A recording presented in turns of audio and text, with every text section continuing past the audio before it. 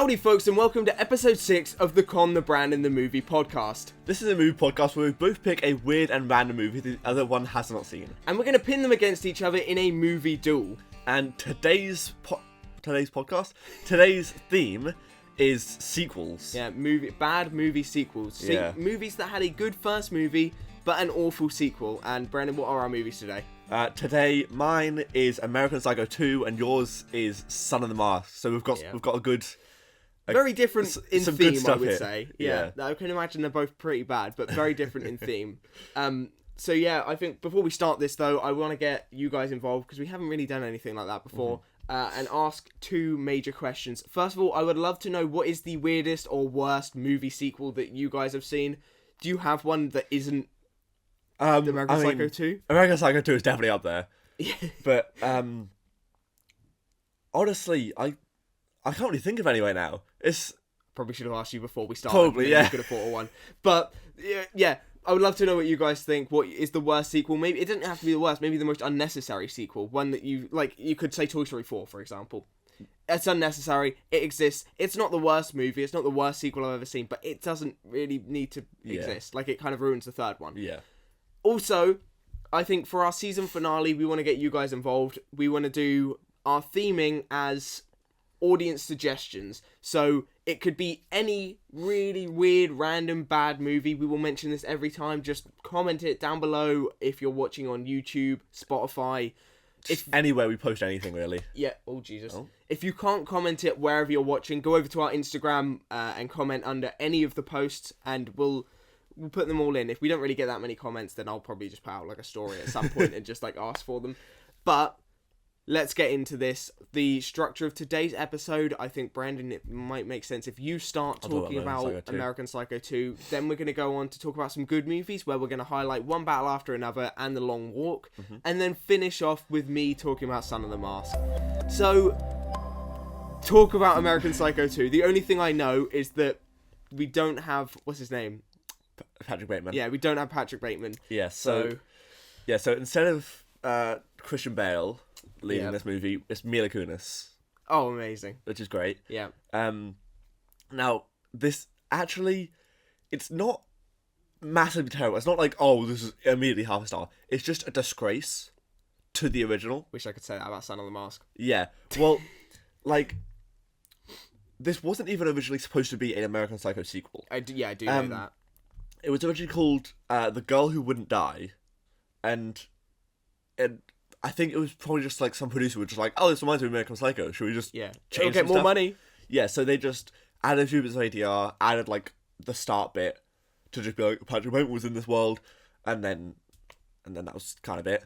Yeah. Like, the majority of the movie has nothing to do with Patrick Bateman. Nothing at all. Yeah. But yeah, so a lot of what is good about American Psycho is like a satire of like the business world and of course and everything. Like you have no idea what's going on here. It's just like it's all the same hit, and just seeing him unravel in this world. Yeah. But in like such a strange way is just so interesting. Yeah, of course. In this movie, she's just a quirky girl who kills people to get what she wants. But she's a psycho, and she's American. Is there like any kind of metaphor, like, you know, in like, for example, Promising Young Woman, she does it because it's like she's killing abusive men. Is there any kind of metaphor around it, or is it she just yeah, that'd be fun? She just does it to get what she wants. Oh, that's so boring. At one point, they say something along the lines of I'm simply not there. What does that mean? Like in American Psycho, when he's like, oh, even though you see me and I shake your hand and. Oh, okay. Have you seen American Psycho? Yeah, I've seen American Psycho. I watched it once, like, not that long ago, actually. When he's peeling his face off. Yeah, he's not peeling his face off. He's doing. Yeah, I know, hair. But he's basically peeling his face off. Yeah, okay, whatever. But anyway, yes. So this movie starts Mila Kunis as a child, where she's tied up. That came across too weird. I'm kind of meant like, wow, what a great way to start the film. Not like, yeah, that's what I want. Sorry, I'm digging a hole here. Yeah, well, shut up. So she's tied up in like Patrick Bateman's apartment, and she's. Do they recast? then we don't see Patrick Bateman. So what's the point? It's like we see, in the end of Shazam when we see Superman, It's like that. it's like that. Yeah. But yeah, so she's tied up, and her babysitter is being killed by Patrick Bateman. Yeah. So she gets out of her like shackles. That's the first one I can think of. She gets out of her shackles and she kills Patrick Bateman. Oh. And then she just walks off and gives like a little smirk to the camera. They basically retconned the whole idea of ever being able to do a American Psycho 2, which is probably why they're doing an American Psycho reboot instead. With, maybe. What's his name? Why has my mind gone blank Glenn this morning? What? No, it's not Glenn Howerton. People wanted it to be Glenn Howerton. Who the hell was that? He's from It's Always Sunny in Philadelphia. Yeah, Blackberry. Blackberry? The movie. What the hell are you on about Blackberry? The movie Blackberry. What, how has that got any relevance to American Psycho 2? Because Glenn Howerton is in Blackberry. Oh, okay. That makes no sense what you said. No, they've got Elvis playing. Yeah, I know. I don't remember his name. Butler. Austin Butler, that's the one. But so she then goes, there's like a voiceover where she devotes her life to killing other killers. Okay. Well, so there is a metaphor. No. Okay. Right. Because that's not actually what it is. Okay. She says that. So you think that that's how the movie's going to happen, but that's not what happens. Okay, right, nice. So after this moment, nothing to do with American Psycho. So we then go to Mila Kunis in present day. She's at a uni. What the hell was that? I yawned. Why did you swipe it away? So she's at a university. She's learning criminology. Yeah. She's like Dexter. I don't know. I haven't seen Dexter. Yeah, but neither have I. You don't know the context of Dexter. He's a police officer who's also a serial killer. That's Dexter. Okay. Yeah, it's like Dexter. But yeah, she's at this prestigious college, being taught by this prestigious teacher. Yeah. This teacher is like, oh, we're gonna have a program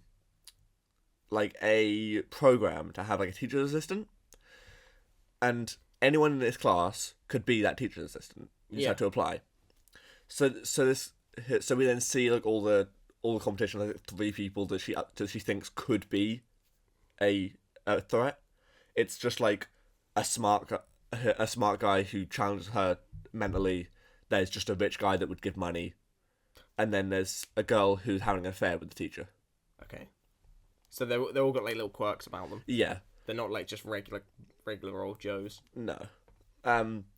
So she gives her application to the receptionist, who's like, "You're too young," because she's a freshman.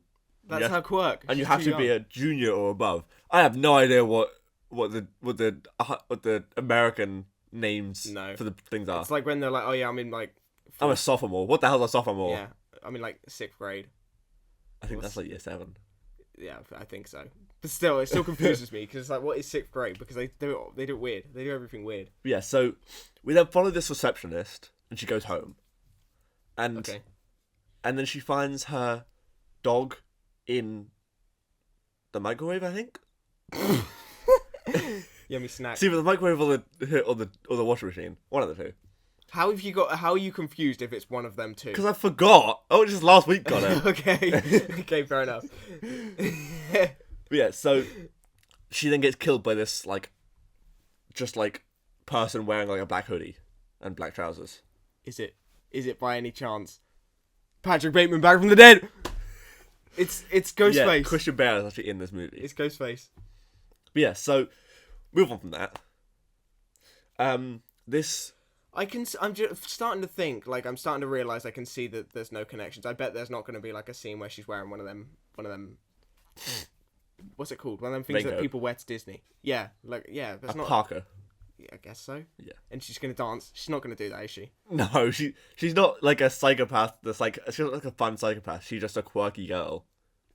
But the thing is, that's like, if it was specifically meant to be an American Psycho 2 to then be inspired and take references from the original, there would be scenes like that. Or there would be a scene where at least she's like killing someone to music. Yeah, that's none of that. But I imagine that's not in there. No. Yeah, I can tell already by the fact that she just killed someone wearing a hoodie. Like, her being just like a generic woman in like going to university and stuff, completely is the complete opposite to what American Psycho really is. Yeah, I mean, there's sort of thing where like Patrick Bateman, he's got such a strong ego that he doesn't really take precautions. Yeah. Where he just like kills people, just like out in the open. And the thing is, he's so like clean and tidy and perfectionist. Like the best way to describe it is that like basically every scene from American Psycho has been memed, so you can literally reference anything and people will understand what you're on about. But you know the one with the cards, and they go, "Ooh, that's nice." That scene, it perfectly encapsulates the characters. Yeah. Because there's so much detail on like the small like text and stuff, and like there's like a tiniest tinge of color difference, and he's like, wish my card was like that, and it's like there's basically no difference between these two. Yeah, that's the perfect way to encapsulate the characters. Mm-hmm. I can tell that that's not in this film. No, I mean by the fact that she's at university. Yeah, and of the like 5 characters that we've been introduced to, 4 of them have got little quirks. Yeah, exactly. But yeah, so anyway, after the receptionist dies, the rich guy invites Mila Kunis to dinner. Yeah. And essentially just bribes her to try and drop out of the race to get the teacher assistant. So she then like essentially seduces him, like takes him back to her dorm, and then strangles him. Nice. For no reason at all. Just does it. Well, it's because he was a threat to her winning the race. That's so dumb. Surely when she kills all 3 of the other people that are a threat, they're going to go, well, there's a consistency that all of these 3 people in the same class have been killed. You think so, wouldn't you? Are you joking? But yeah, it's a good time to mention, this movie is insanely slow. It's so slow. There's so many scenes that do nothing and go on so long. Yeah. Like the dinner scene, they're talking for like 10 minutes. I do not care. How long's the film? Like an hour and a half, something like that. Okay. I think all of these bad movies are like an hour and a half. I don't think we've seen one that's over 2 hours so far. But yeah, there's a scene that I thought could have been actually really good. She goes to a therapist. Okay. And you think, oh, we've probably learned some stuff about her mental state and her psyche that we didn't know before. Did she kill the therapist? She doesn't kill the therapist. Oh, okay. They just talk about what's already happened. That's all they do. I don't care. I've already seen what's happened. Yeah, it's not relevant. Yeah, why wouldn't they, like... And then it's like, the therapist calls up the teacher and is like, this student is displaying psychopathic tendencies. Well, yeah. We know that. Killed someone. She killed people. She killed 2 people already. It's been on screen. Yeah. It's this pointless exposition.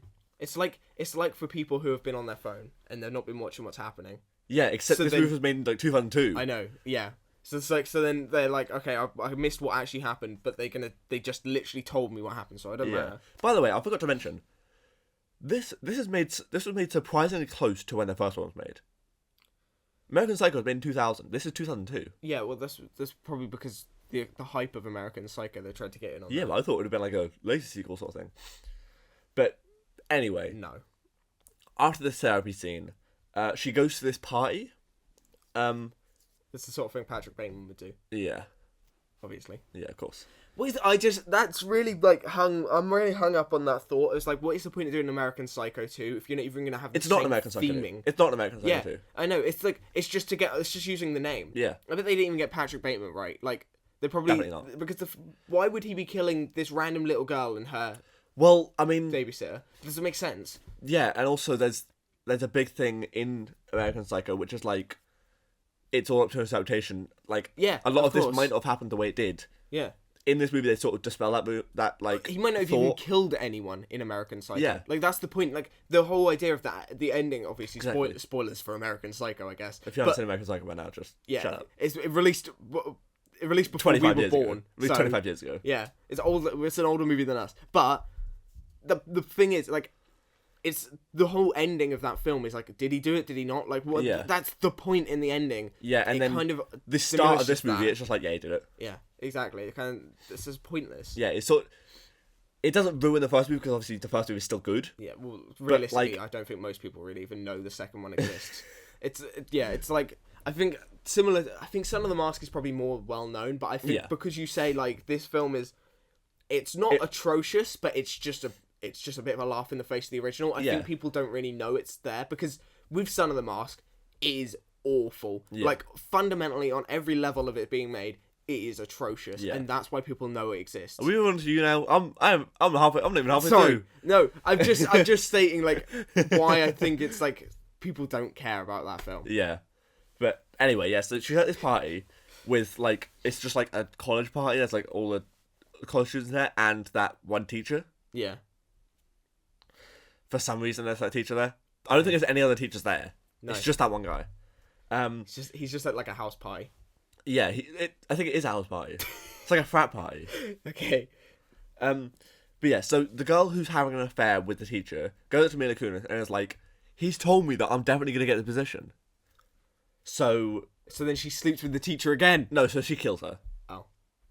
Oh, the teacher. This is the one who's teaching. Okay, sorry. I thought when Mila Kunis said she was gonna. Okay. No. The one who's having an affair is. How is gonna no one get the getting position. suspicious about this? Yeah, so she's like, "Oh my god, take me back to a dorm and tell me all the juicy details," and then kill her, and like hangs her up with a note saying he didn't love me enough To make it seem like a suicide. Yeah. Yeah. So we go back to the school where Mila Kunis and the smart student. Remember the smart student? Yeah, one of the quirks. Yeah. One of the 3 quirky ones. Yeah. So they're having like a battle of the wits about Ted Bundy. Just like, essentially, just making points about like, oh, they're the best. Oh, they were sloppy. Oh, they're good. It's because she's a serial killer. Because she's a serial killer, and and also they're criminology killer. Oh yeah. Okay, sorry. Forgot about that detail. Yeah. So Mila Kunis sees this as competition. Yeah. So she kills him. So kill him. Obviously. And then everyone's he's like, she's why now are all these killed. people getting killed in the same class? So she What a is now weird killed. thing. Also, the other competition. Not half of the movie. She still didn't get the role. She kills herself. Yeah, so the She's teacher herself finds the body of the girl he's having an affair with. Yeah. And he cries. So he quits his job out of grief. So there's now no teacher assistant position. So there's no point in them 3 dying.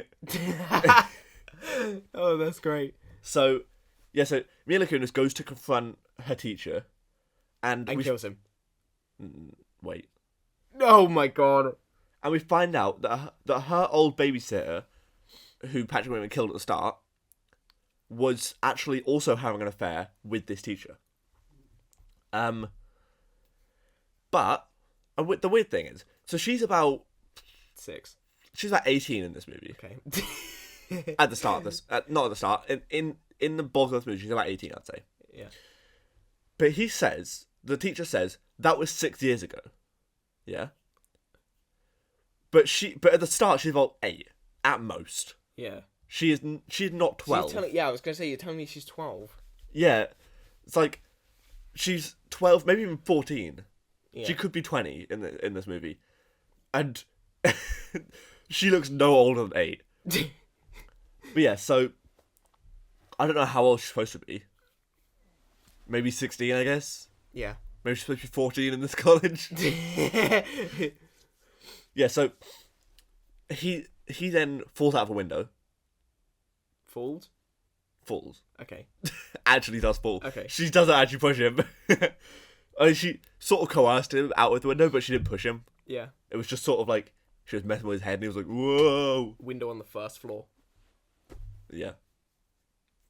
It was actually just a door. He fell through a door. It was open as well. But yeah, so she then puts his body in her car. Yeah. And like is talking to her. And it's like, you're so quirky. You're such a quirky little killer. Because she's talking to the body. Whoa. She's like a psycho.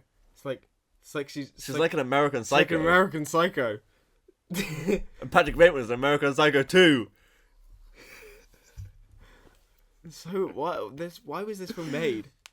Money. Well, I can see the reason why they would make the film, but why this is so dumb that they call it American Psycho 2. Yeah. But yeah, so irks me.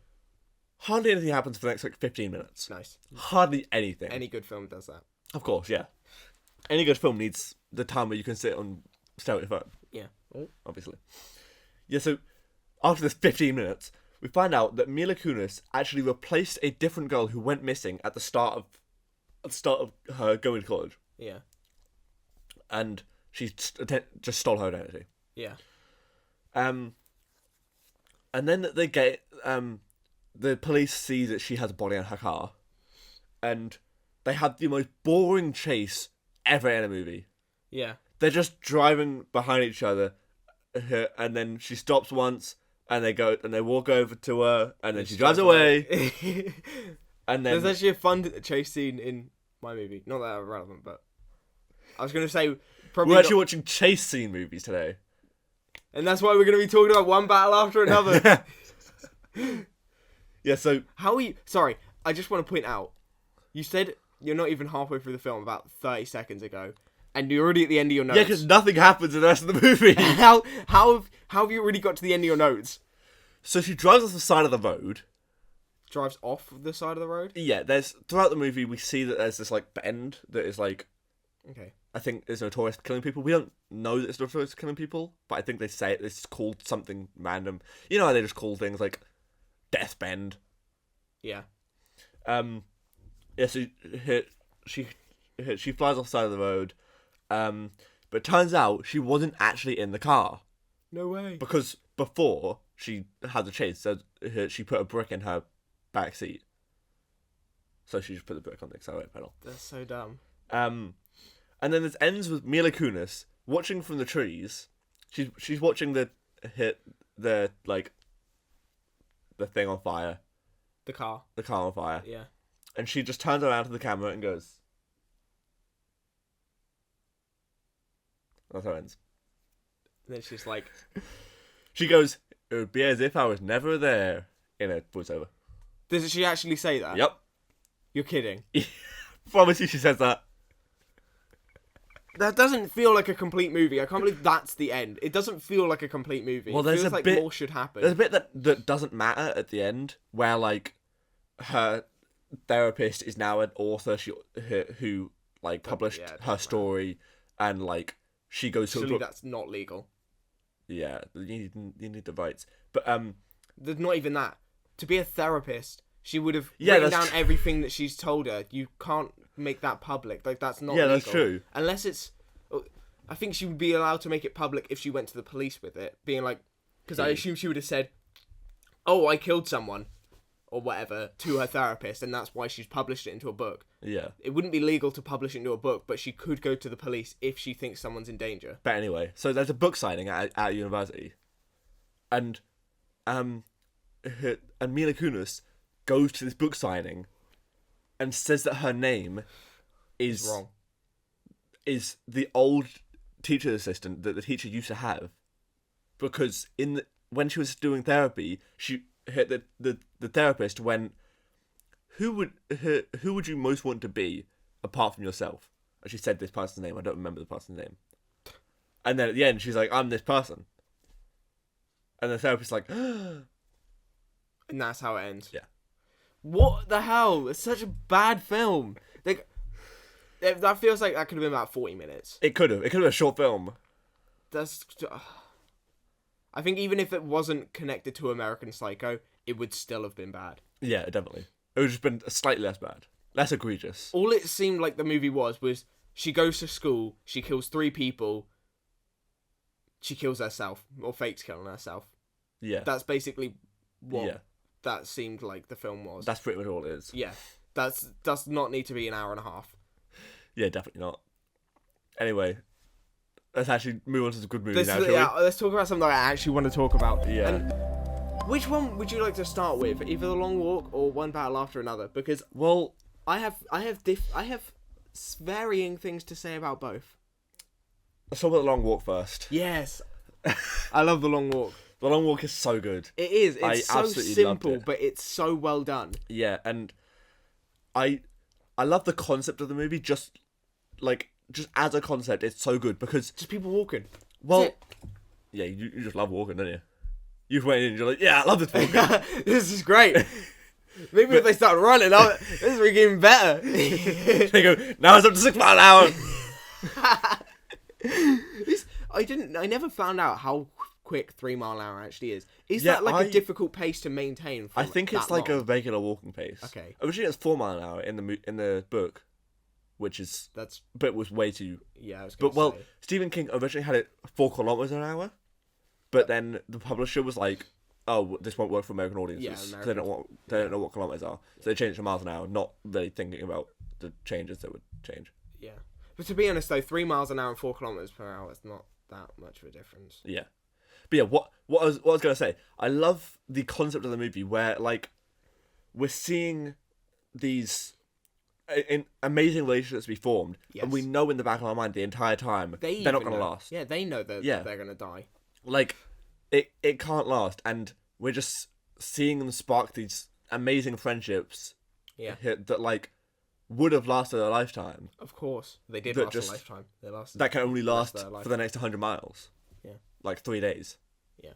Well, 6 days. They lasted 6 days. That was kind of an issue when I was watching the film. Whenever it would come up with like, it would say like day 3, and then it'd be like 213 miles or whatever, for example. Yeah. I was always like, so if they're walking 3 miles an hour, and they're on day 3, it would have taken them this long to walk it, and I was like, yeah, that makes sense. I kept trying to work out what hour they were on. I wasn't trying to work it out, but I was sitting there thinking, I wonder if they actually did work it out. Yeah, that's what I was doing. Or if they were just like day 3, yeah, probably 100 miles. Yeah, and whenever it would come up being like, oh, they're on like mile like for like mainly the first day when it was like they're on like mile like 13, I would go to Leo. I'd be like, yeah, they're on like number 5 or whatever. That's not number 5. It's 4. They're on mile 4 Yeah. or hour 4.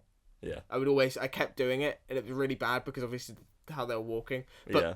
I really enjoyed the film, and I think the characters really heavily carry it, obviously, because they're just walking. Yeah, it has to be so character driven. Yes.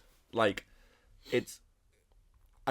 I feel like there was definitely a possibility that it could have made it action driven, but it would have made it so much worse. It wouldn't have. Yeah, it would have just been like a mindless, like actiony kind of movie. Yeah. I think because it's such a simple concept, it had to be character driven for it to work, and it does work. It works in the best way possible. Yeah. I want to say something that does go into spoilers. Spoilers now for the long walk. Spoilers for the long If walk. you haven't seen it, go to like 5 minutes ahead. Yeah. So, the ending when Peter wins. When David Johnson. Yes. Yeah. He wins. Yeah. I love that this film is, instead of being like a, like inspiring to be good, it shows like how the characters' relationships are so strong that it's like it inspired him to be bad. It's like his life wasn't worth living when he lost the people on the walk. Yeah. I really like that, because I was expecting it to go the other way, and the guy we've been following the entire movie from the beginning actually wins. Yeah, I expected that too. Yeah, and I was expecting then he would do what he wanted. Yeah. Rather than the other way around. I'm so glad he didn't win though. Yes. Just because It would have been predictable. Just because from the start I was like, he's gonna win. Yeah. Because he was the first character we saw. He was the character that we focused on the most. Yeah. I knew it was going to be one of them too. Oh, of course, yeah. But I agree. I thought it was going to be the guy we're following the entire film. Yeah. But one thing I love about the ending, or about the final act, is in that like final scene, each 3 finalists are represented in a different way. Like, so David Johnson is obviously there. Yeah. There's the guy that was the general's son. Yeah. Who he said, "Do you think it's going to rain?" before he died, and he was like, "I love the rain." So in the next scene, it was raining. It was raining. Yeah. So it was sort of like it was embodiment of his soul. Yeah. And then obviously David Johnson then fulfilled the other guy's wish, which was sort of an embodiment of him. Yeah. And I love that it's sort of like they're all still there with him. I wouldn't be surprised if that was more as well. If you were to go further back, I wouldn't be surprised if that was more. Yeah, I would. I'd imagine so. Yeah. Yeah. Like I could imagine with like it must have been something Art did or said or whatever before he died, because I know the only thing I remember is like, "Don't watch me." Yeah. I remember that. Yeah. But there must have been something else. I imagine probably after that they probably didn't watch anyone. Yeah, something probably like so. Probably something like that. Yeah. But yeah, I mean, I know that the general's son, he did watch Art. The other two didn't. Yeah. But I don't know if they probably. I don't think they watched the general's son, because No, I remember, you know, when Art does get shot, there's that shot where we see just their faces and Art is very blurred out in the background. They do that exact same shot with the general's son. Yeah. So he's blurred in the background, so I wouldn't be surprised if they don't look back. Mm-hmm. But I think... But the guy wins, he does look back Yeah. when, obviously, his friend dies because it's the last guy. Mm-hmm. But, yeah, I was actually in tears watching that film. Yeah, I'm not surprised. There were so many points. 3 times, I think. Three times? Maybe twice. Do you remember what points? I definitely Art's death Okay. and the end. I think that might be it. Mm-hmm. Leah said she was crying 8 times. I don't know. 8 times? I don't know how she cried. Was that 8 every times. death? It must have been. Yeah. But yeah, I mean, even from the start with like the kid from Jojo Rabbit, his death was devastating. We hardly knew him The first guy. when he's the young guy, the one who's like, "You're definitely not 18." Yeah. Yeah, and he was like, "It's not fair." Yeah. That was even heartbreaking, and we didn't even know who he was. Yeah. One of the hardest ones to watch was the kid. You know when they have to go up the hill and like basically everyone died on that point. When I loved how that was shot. I loved that we didn't really see any of the death. We Yeah. just saw him walking up. Yes. And we get the feeling because we hear like all the gunshots and we hear Yeah. like strike for number 6 and stuff like that. Yeah. You hear all these strikes. But the thing that really hit the most was when it's happening, you see a kid sprain his ankle or like break his ankle. Yes. And he's walking and He walks for like 20 miles. you think, oh, he must be dead. And then in the morning, you see he's still walking on that ankle and there's blood all over it. That was hard. Yeah. That was awful. Yeah, that was insane. Yeah. I honestly, if that happened to me, I would just be like, okay, I would accept done. my fate. I know I'm not winning at that point. Yeah. You're just suffering for the sake of it. yeah. Yeah. But yeah, I mean, I loved the casting of this movie. It's so incredible. I think if there was a best casting Oscar, which is there going to be one at some point, Yeah, in like 5 years though. this movie would have won it if it was this year. Yeah. 100%. It's I think so incredible. at least nominated Yeah, and because the cast is incredible. I mean, Ben Wang. The only thing I'd seen him in was the only Karate Kid movie, Yeah. It's the only thing I knew he was in. and he surprised me so much with Yeah. how good he was in this movie. Like, he was good in Karate Kid, but this was just another level. He was really good. This in was yeah. incredible. David Johnson, I think, should get an Oscar. Yes. 100%. He's amazing in everything, really. Alien Romulus, he was great. This, he was amazing. I can't remember the main guy's name, but he was really good. I mean, Everybody was amazing. Yeah, everyone really worked together really well. I think that's what carried it. I think the key thing is that Stephen King has to approve all of the casting. Yeah. So he makes made sense sure why- to pick out the perfect people. Yeah, it makes sense why Mark Hamill was in this because obviously I think Stephen King likes Mark Hamill because he was also in Life of Chuck. Yeah. So I think Stephen King just likes Mark Hamill, so tries to get him in a few projects if he can. Yeah. So it makes sense. I mean, Mark Hamill, even though he was like When he very was in- one note, he was like Yeah. just he had a job to do and he was doing it. Yeah. He was still amazing. Yeah. Like, I think everybody probably loved making this movie. Oh, and I yeah. heard that they actually walked like over 100 miles while they were filming the I movie. wouldn't be surprised. Obviously not over like 6 days. They would have done it over Yeah, like of course. yeah. But though I wouldn't be surprised. Yeah, and I love that it was all like out in the open. They were actually walking through this place. Yes. And one thing I want to know is, so it was like around the start there was like some sweeping shots of just like the countryside. Yeah. I want to know if they were at 3 mile an hour. I think that'd been so cool. But the moving of the shot. Yeah.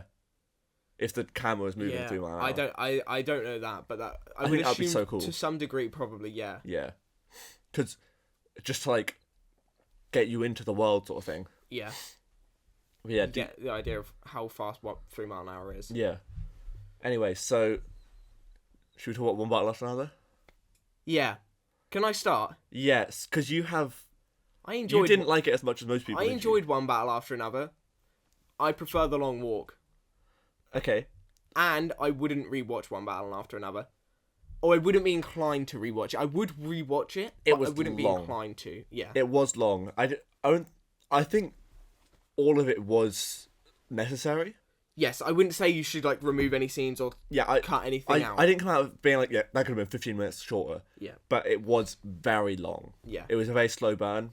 And I mean, to be fair, you're not great with slow burns anyway. Like that sort of thing. I'm not, but that's I think the reason this worked is because it was a slow burner, but it was a slow burner in the same sense of like No Country for Old Men or something like that, where it's like it's quite a western, it's quite a lot's happening all the time. I think it really works because of the music at a lot of points, like where it's like a very repetitive sound. It feels intense. It feels like it's like if you were to put like a heartbeat in the background of a scene. Yeah.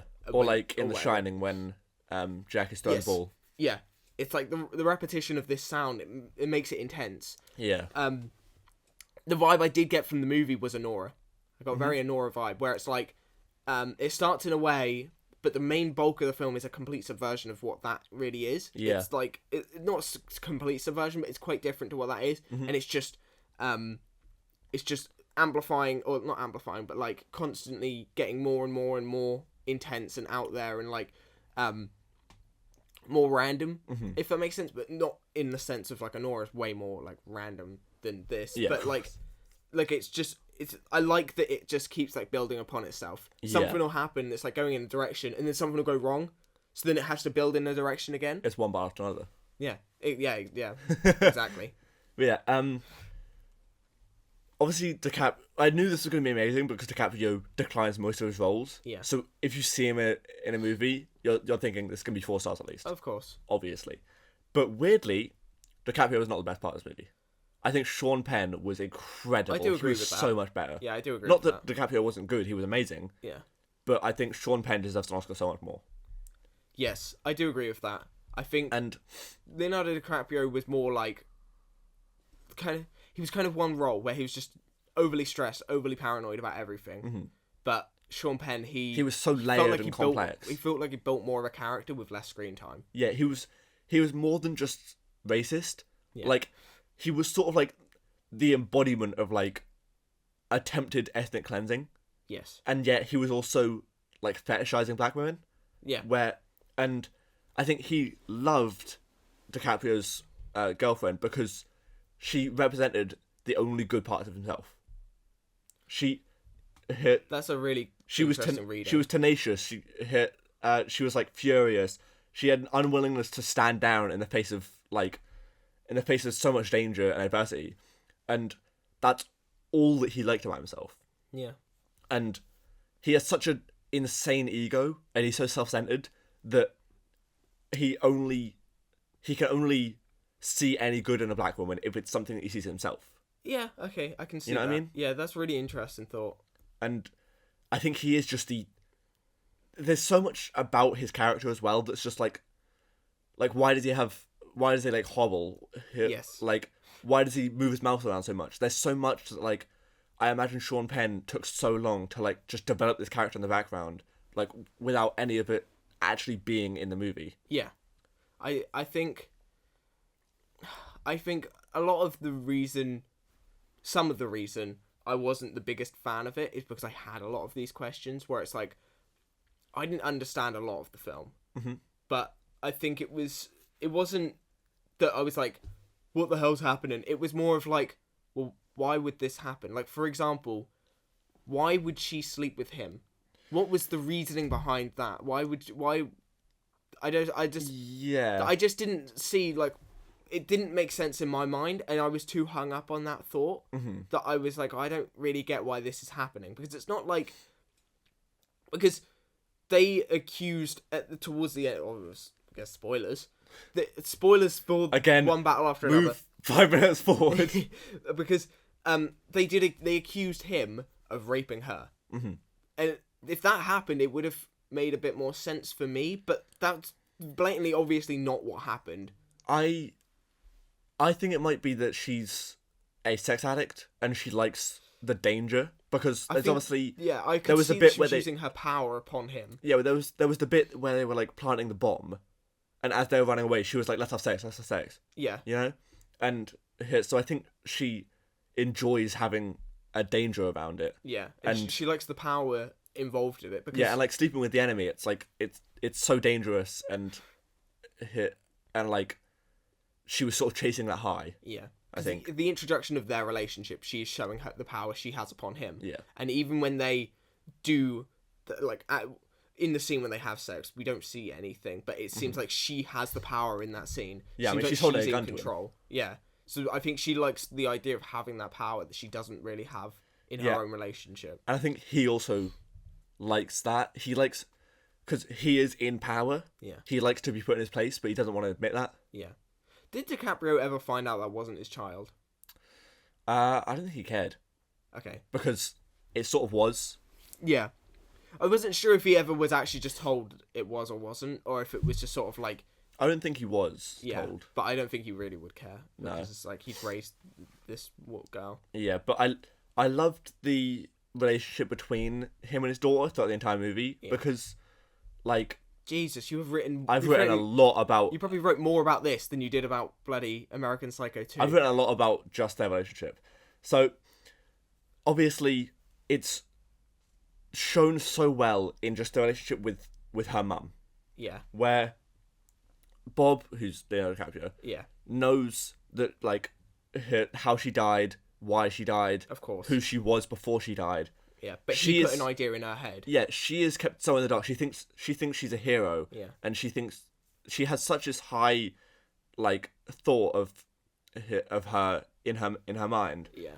And when she then finds out the truth, she ends up distrusting everyone, even her own father, where near the end she's like holding a gun to him, Yeah. saying, "Who are you?" Yeah. Where in turn she's sort of becoming him, where throughout the whole movie she was becoming her mum. Yes. Where we see the same shot of her shooting the gun. Of course. Where now she's sort of becoming her father, where she's got this insane paranoia. She doesn't trust anyone. She only trusts someone with the thing. Yeah, of course. And who says the code? Yeah, but he is the only one who's able to push through this barrier, and like essentially get her to become his daughter again. Yeah. And then in the end, we see that they've both sort of developed some of each other's tendencies, where she's a lot more cautious about the world, yet she's still accepting and she's letting people into her world, and he's still very protective over her.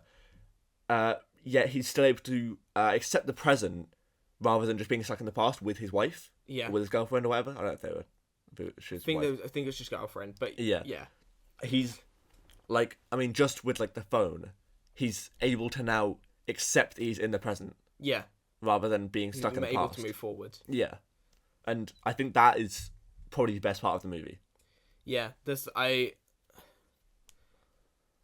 I think even though it's something that I wouldn't specifically rewatch or choose to rewatch, I think it's something I probably should rewatch. Yeah, With I think answers in my head, with knowing what to expect going into it, for example. Yeah. And with having a lot of answers and a lot of thoughts and things to focus on in my head, I think that would be a good way to watch it. I think I would need quite a few things explained so I'm not hooked up on like why does this actually happen? yeah, I think But I think I would enjoy it if I rewatched it. yeah, definitely. Not I say that in a sense that I did enjoy it, but I mean I would say it's a 4-star movie. Everyone's giving it 5 stars. Everyone's giving it 5 stars. Everyone's being like, this is the best movie of the year. I would probably say it's maybe scraping my top 5. Yeah, Maybe I not think even it's that. definitely top 5 for me, but it's not the best movie of the year. Yeah, Definitely not. I would say it's probably definitely top 10 for me. But that's the thing. Everyone's saying, oh, it's the best movie of the year. Everyone's putting it in their top 3. I'm Yeah. not at that point, and I wouldn't go that far either. that's the thing. I think I might say it is if I was to rewatch it, understanding it more. I think it would be a useful movie to rewatch, but also like it does feel very long. Yes. Like I'm not gonna rewatch that. Definitely not at home, because I will just get distracted at home. I think the only time I would rewatch it is if someone's like, oh, I've never seen one battle after another, and I'll be like, you should watch it. Like, it's a good movie. Yeah. And then I would watch it with them. Yeah. That's maybe the only time I'd rewatch it. Like, I Yeah. can imagine you would rewatch it if Jamie said, I kind of want to watch that. Yeah, But that would probably. probably be about it. Yeah. Yeah. Yeah, most likely. I mean, there's a possibility that I would rewatch it if it was like, 10th anniversary. And I'm like, oh yeah, I remember that movie. That was quite good. Exactly. Yeah. But then that's in the cinema. I would have to watch it in the cinema. Of course. Because it is so long, and like I wasn't dozing off, but in parts of it I was sort of just sitting there sort of like not Yeah. fully taking everything in, I agree. just like to let my brain rest for a second. There was a lot of times where I was thinking, where the hell is this going? But not in the sense of Anora, where I was like, where is this going? Like, it's going in the most insane way possible.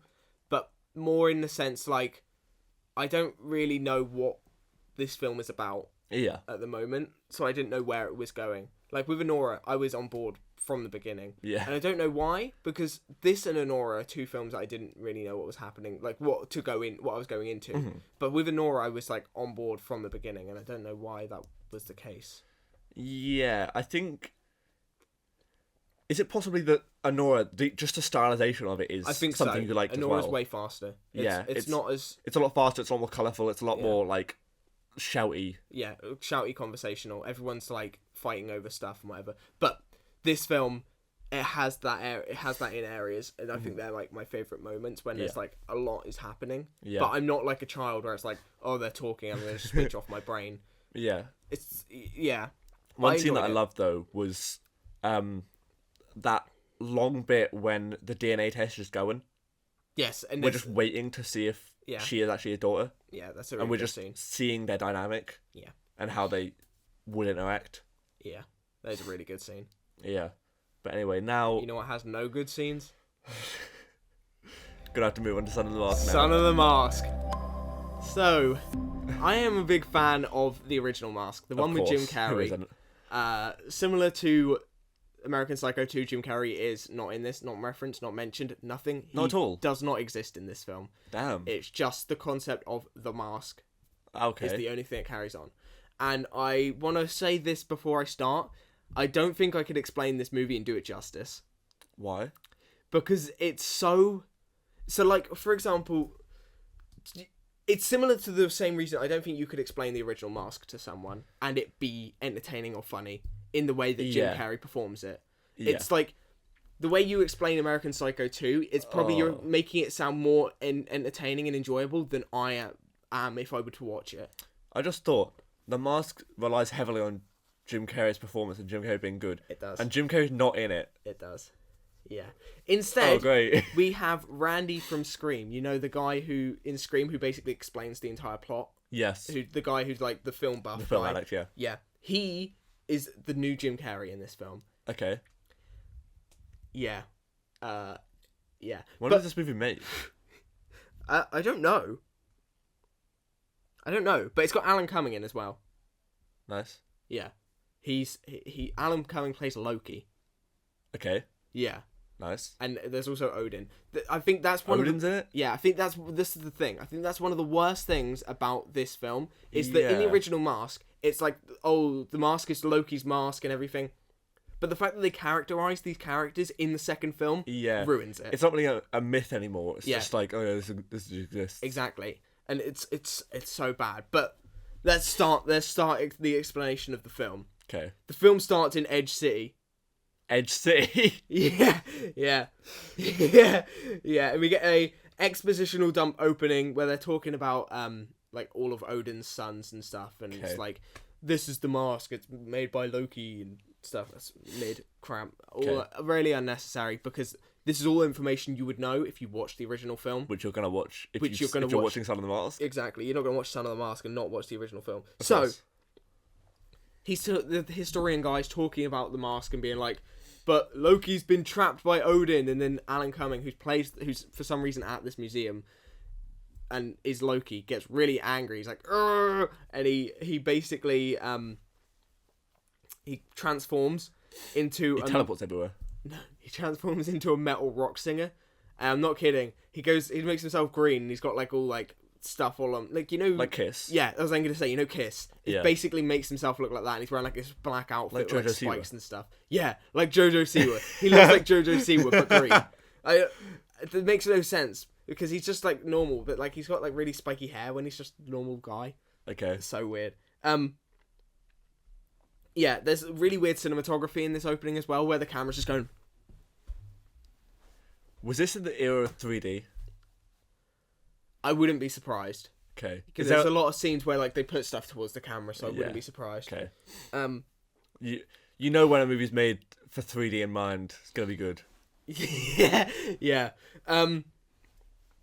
he's there because he's trying to get his mask back. So he grabs the mask and then it's like some fake mask. So he's like, it's a fake. So he throws it at the history guy, and the history guy's like, that's museum property. So he's like, let me replace it. So steals his face. What? Just puts it on display. Like turns it into a mask, or No, he just steals his face and takes his skin off. No, he removes his face. His face, he takes it. Okay. And then his body's standing there with no face. Okay. And he puts it on display, and then he's like, but the guy's still conscious. Like, the face is still conscious. He's like, wow, this feels really uncomfortable. He's not scared? No. But I think one of the issues with this film, another issue apart from the Odin thing, and the characterization of Jim Carrey's not in it. Yeah, and the fact Jim Carrey's not in it, is, so in the original Mask, everything is normal. Everyone plays it off so normal that there's this guy who's like overly comedic, overly Everybody else extravagant. is a straight man. Everyone else, yeah. In this film, everything is comic. Everything, like, there's this, obviously he steals this thing, so the security or police or whatever run in. So he gets a gun out, and he starts shooting them, and they're like, oh, we didn't get hit. And they're like, have a nice fall. And it's like, he doesn't say have a nice fall. I think he says, like, thanks for dropping by and something. Yeah. And they're like, drop, and then the floor falls, and then they're, like, running in the air a little bit, and then they fall. Okay. That doesn't make sense. Like Scooby-Doo. Yeah, that doesn't make sense to these characters because they're not part of this comic thing. They're not wearing they're not the mask. cartoony. Yeah, they're just normal people, so they should just fall like normal people. And if it was the original film, they would have just falled like normal people. Yeah. That's what I like about the original film is, as you say, everyone's just acting normal. Everyone's just like being normal blokes or whatever. And then he's this weird, extravagant, keep hitting the light. It's so in the way. Yeah, he's just this extravagant bloke, and they're just normal, and that's what works so well for that film, and I don't know why it works so much better. But the annoying thing is, I think if it was like the first Mask, if it was like a remake of the Mask, Alan Cumming would actually be quite good. I think he would, but he's not the Mask. He's Loki. Yeah. We get the other guy. We get Randy from Scream. I don't actually remember his name. We just know him as Randy. How do you know it's Randy from Scream? Because I searched up because I recognised his face, and I was like, where do I recognise him from? So I searched up the cast. You're like, oh yes, Randy from Scream. And it came up with Scream 1, 2, and 3. Or it might have been Scream 1, 2, and 5 or something like that. Because obviously he's referenced because his nephew's in the 5th one. Is it? Okay. It's something like that, I don't know. So I was like, I recognise his face. So I searched up and it says Scream, and I was like, who is he in Scream? Is he Randy? And then it was, yeah. So how do you remember his name? Because he's the best character in Scream. What do you mean? He's Randy. Anyway. This is when we now get introduced to Randy. The opening scene is over. That was just the opening. Okay. We now get introduced to Randy and his family. Is his name Randy in this? Is his name Randy from Scream? I don't remember his name. I actually don't know. His name is Randy from Scream. I don't know his name. I'm gonna keep calling him Randy from Scream though. Okay. So yeah, we get introduced to him and his family. Because I think him and his wife is at like a friend's house who have kids, and then the way they get introduced is a kid comes and headbutts him in the balls, and then why? And then the guy's like, "So when are you gonna have kids?" I don't know. I just got headbutted in the balls by your kid. Why would I ever want children? And then, why did he do that? I don't know. This kid just comes and headbutts him in the balls. And because obviously he's asked like, when are you gonna have kids? He then has like a weird like, you know, like Shrek 3 when he gets told they're gonna have a baby. Okay. And he has that weird nightmare when he just sees like the baby Shreks everywhere. Yeah. And then like Donkey goes up and he goes, da da. You know that dream? He basically has that dream where his wife is giving birth, and he Who goes, says Dada? What? No one says dada. Oh. His wife's giving birth, and it's like, it's a boy, and then it's like, it's a girl, and it's a boy, and there's like 1,000 babies, and then they get like pushed towards his face, and for some reason they're like vampires. What? I don't know what's happening in this dream. Why don't they just have like the face of the mask or something? I don't know. Because the mask isn't introduced at this point. They don't but have it could the be mask. foreshadowing. Well, yeah, but the mask just appears. The dog just finds it in a lake, and he's just like, Oh yeah, I forgot there's a dog that takes the mask. Yeah. Yeah, that's also in the first film, but they do it way better in the first film. Yeah. There's actually a reason for it in the first film. There's not in the second. They just sort of do it. But It's in the first film. There is a reason, but we'll get to that at the end. Yeah. So the mask just kind of appears. Yeah, it doesn't really matter. The woman, his wife, her only character is I want a baby. Okay. She has a job and she wants a baby. That's it. That's her entire character. We know nothing else about her. Surprising that she has a job. The only reason she has a job is so that he can be left alone with her, with the baby for a few weeks, because she has to go to New York for her job. It's the only reason she has a job. All right. That's not surprising. Yeah. She doesn't, we don't see her, like, go to work during the day. The only time she works is then. I'm imagining it's probably early 2000s. Yeah, probably. So, yeah. I've mentioned that before. Okay. Then we get a random cutaway to this guy's job. The guy's job. He works as a children's mascot, like as a tortoise for some animation company. Okay. It makes no sense. Doesn't matter. He's a tortoise for an animation company. Yeah. Okay. And they mention they're having a Halloween party. So then the next scene is them at the Halloween party and being like, "Oh, we're at the Halloween party." And you know what his costume is? The mask, Loki. He wears the mask. His costume is the mask. He puts the mask on, and it's like the really bad CGI. Like, you know, in the first one where it like he's trying to get it off to his face. Yeah, this time it like grabs around in like really bad CGI. Why? Yeah. And then he's the mask. He does this twice. He's the mask twice in this film. What does he say when he first turns into the mask? Probably nothing. Oh. I remember him saying anything. I think the first thing we see is because he puts it on in the car on the way there, and the car like drives itself. What? For some reason, because he's like putting the mask on. He's not touching this wheel, but it's still moving. It's just like driving itself. I thought you meant like Loki was driving it or something. No. Loki's not in this situation. He's trying to find the mask. Is Loki's trying to find Loki's mask. Yeah, but Loki, the embodiment of Loki, is trying to find this mask, but he's not. He's not here. I don't know what he's like he's looking for babies or something. But not yet. What? Not yet. That's not yet. He's looking for babies. No, he's looking. Leave me on that. No, he's looking. We'll get back to that. He's looking for the mask somewhere like around the world. So yeah, the way we get introduced to the mask is he's getting out the car and his foot just gets really long and it just goes and whoosh, and like follows his foot. Okay. You know what I mean? And he like wobbles a little bit. Classic mask thing. Yeah, classic like cartoony thing. He is so stiff. He's so bad. The thing is, as you said, the reason the first one works is because Jim Carrey does most of the work. Yeah. Jim Carrey is basically the mask. That's why it works. Yeah. In this one, he's trying to be Jim Carrey so much, but he's like, "Let's go, guys," and it's like, what the hell are you talking about? You just look like an idiot. Yeah. But yeah, that's what I worry about with the new American Psycho. Yeah. That he'll try to be Jim Carrey. In the new American Psycho. Yeah. Yeah. So yeah, they're at this party, the Halloween party. The music is bad, so he's like, "It's my turn." So he goes up, basically strips all the women. What? Yeah, and I'm not kidding. He like rips their tops open. And they're just like standing there in a bra. Why did you do that for? There's no reason. There's no reason. Did he get charged for that? No, obviously not. And then he starts like singing some like hip hop song, and then he like changed the genre of the same song. So he starts singing it like hip hop, then he goes to like country, then he goes to like another hip hop. Did he spin around his clothes change as well? Yeah. Thought so. Yeah, when he did like country, he was in like Western gear.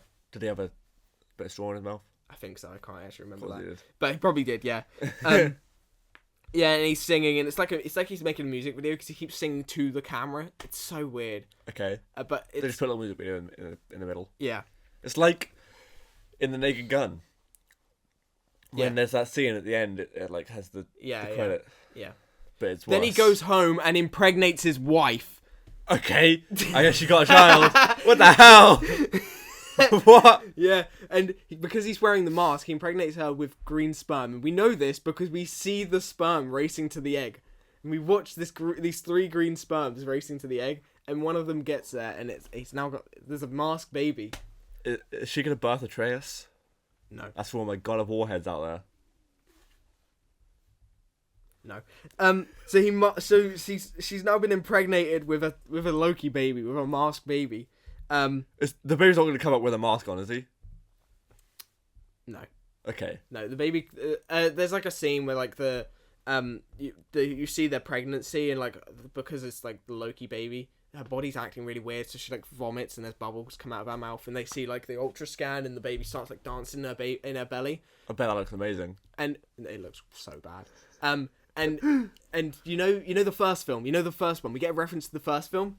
They do the oh no rumba beat when I go cheeky boom cheeky boom. You know that one? The maracas bit. Yeah, I couldn't remember any of the words, so I just said the bits I knew. Yeah, the baby does that inside of her belly. What? That's the dance. Yeah, it does that.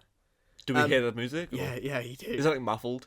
No. Oh, it would be funny if it was muffled. It was like inside of her. Yeah. No one notices it apart from the guy. Okay. The wife and the midwife, neither of them notice. Just him. Nice. Yeah. So then the baby's born, and she's like blowing up balloons because for some reason, and then the kid like puts his thumb in his mouth and blows his head up like a balloon. So he is the mask. He is, but he's not like he's just normal. He just looks normal. But he's just got mask powers. Yeah. So is he technically Loki's son? Yeah, I guess so. Sort of. Yeah. Yeah, in a way, yeah, He's he is. He's like a demigod. It's Maui time.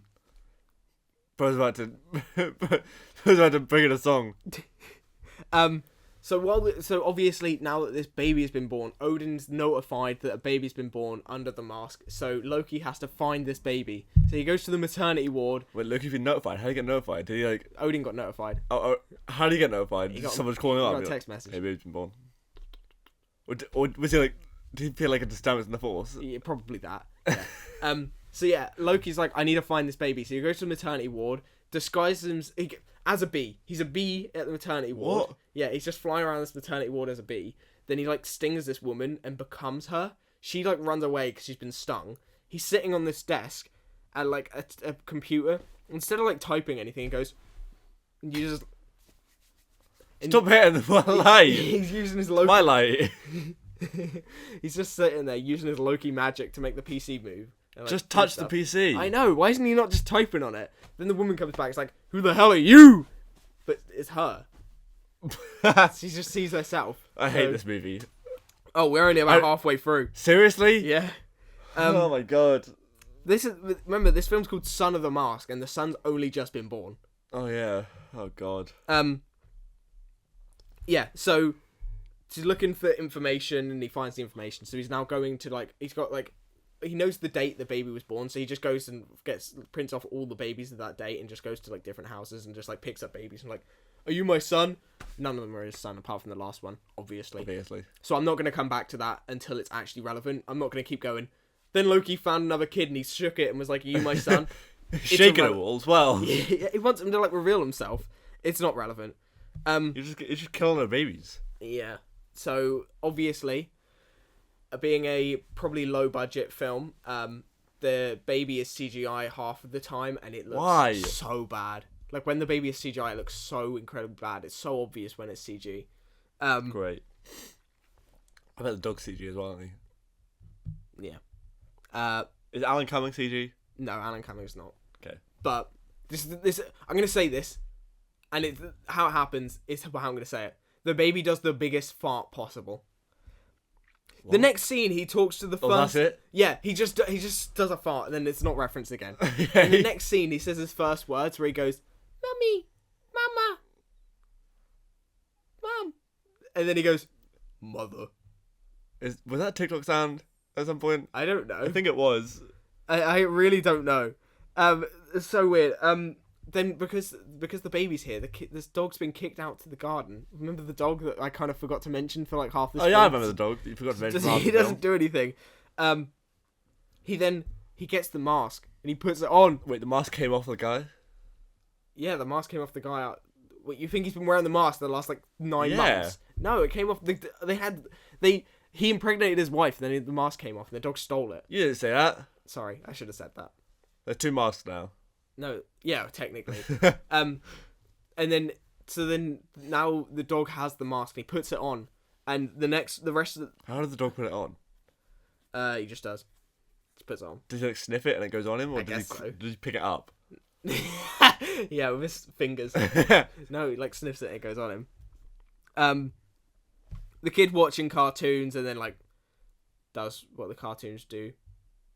Okay. And it's actually kind of terrifying because he goes like, right up to the camera. What cartoons are you watching? He watches like Looney Tunes? No. I actually don't know what he's watching. He goes all the way up to the camera, like Yeah. 3D. You go, whoa! It's Yeah, all good. it's actually it would be terrifying in 3D. It was actually kind of scary in 2D. You're sitting in your bed going, whoa! It's like he's here.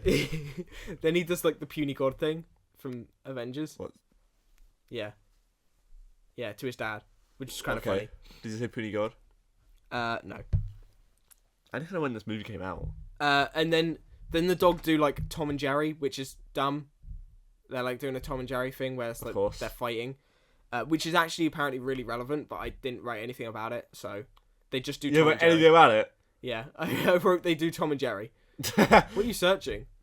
Find Sun on the Mars. Find out when it came out. 2005. 2005. That's not surprising. Yeah. There's literally no coherent story to this film. Yeah, I don't know what's happened so far. I just know Loki's looking for his son. Yeah. The dad is changing the baby because he's had a pee, and the baby like pisses from 8 different places, Okay. and then he does the chicken That's jockey happened to all of laugh. us. You know, the chicken jockey baby laugh. He does that. You know that laugh too well. I do. Yeah. I every time I hear it, it just clicks in my mind. What else was it in that you pointed out? It was in Fantastic Four. Oh yeah. Yeah. That was all you said to me after we watched that movie. It's the only thing that mattered. That's what you wrote in your notes. Then they get in the car to go somewhere. I actually don't know where they go. Okay, cool. And Loki chases him because he wants the mask. And then when he gets wherever they go, he goes to threaten him, so he pulls out an axe. And then the axe pulls out a gun, and that was probably the only funny joke in the entire film. Yeah, that's kind of cool. Did the gun pull out anything? No, Like a little knife? that would be funny. Yeah, that would be funny. Rule of thirds. But then they go into like an alleyway, and Loki pulls out like a massive grenade, like it's like this big.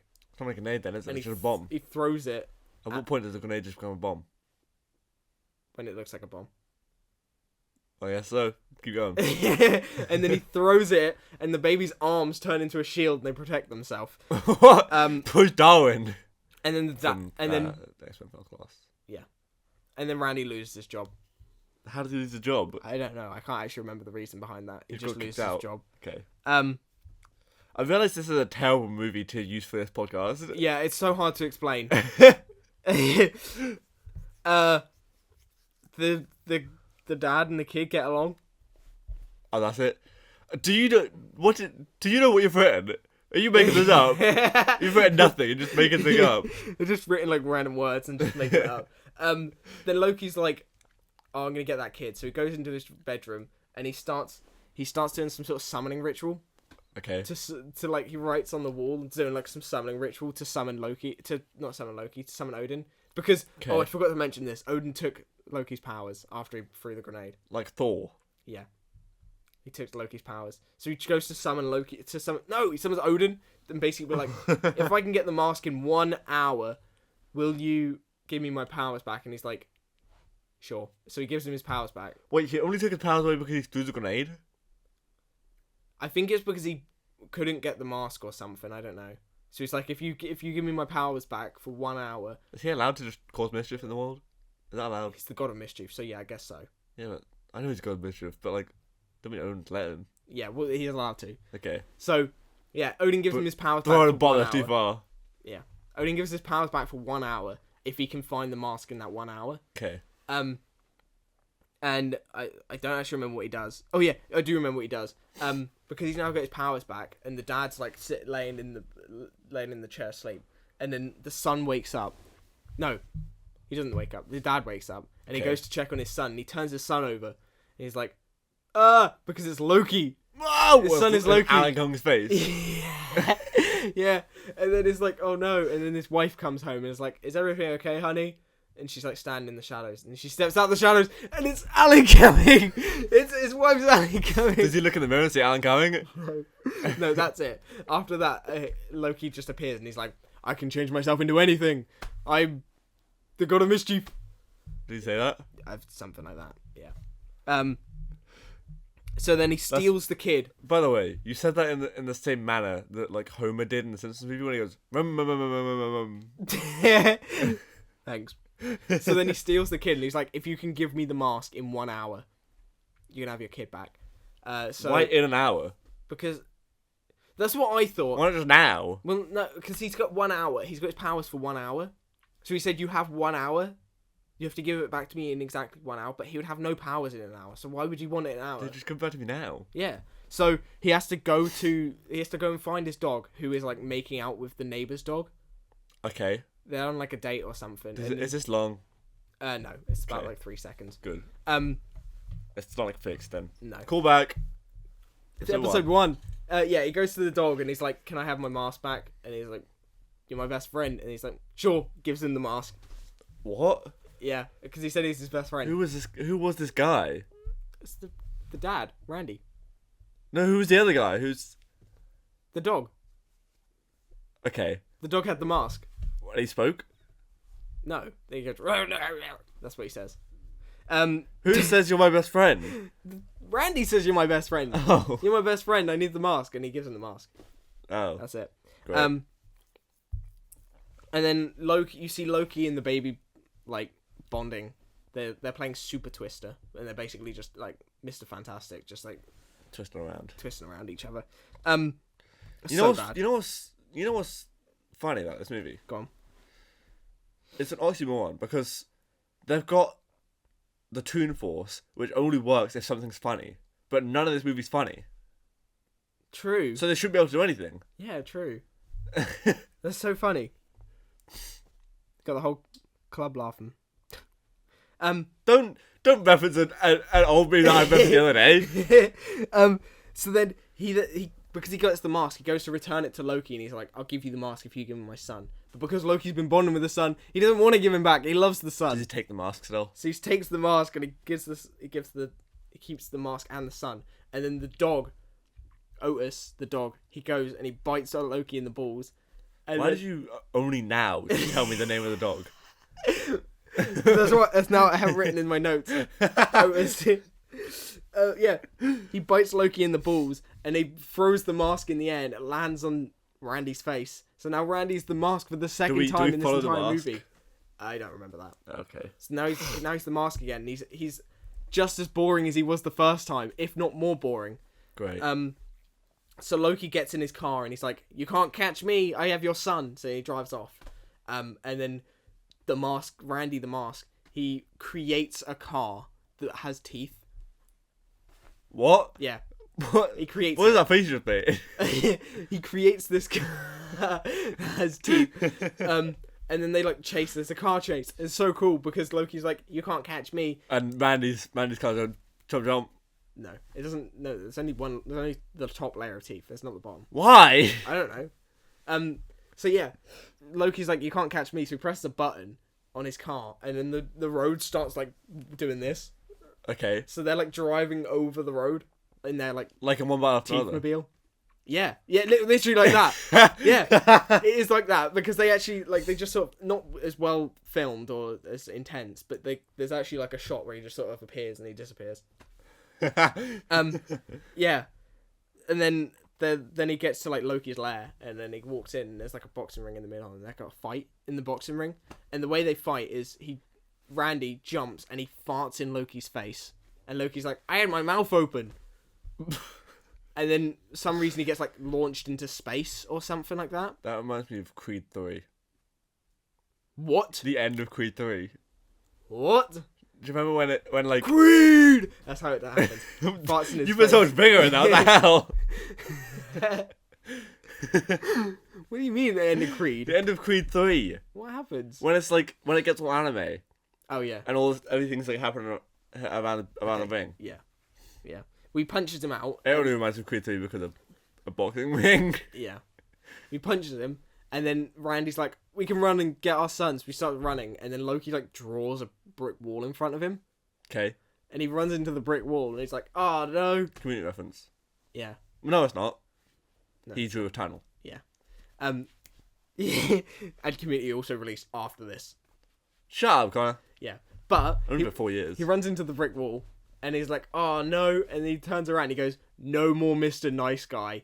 Pulls guns out of his pockets. Why did I not expect someone to say that at least once?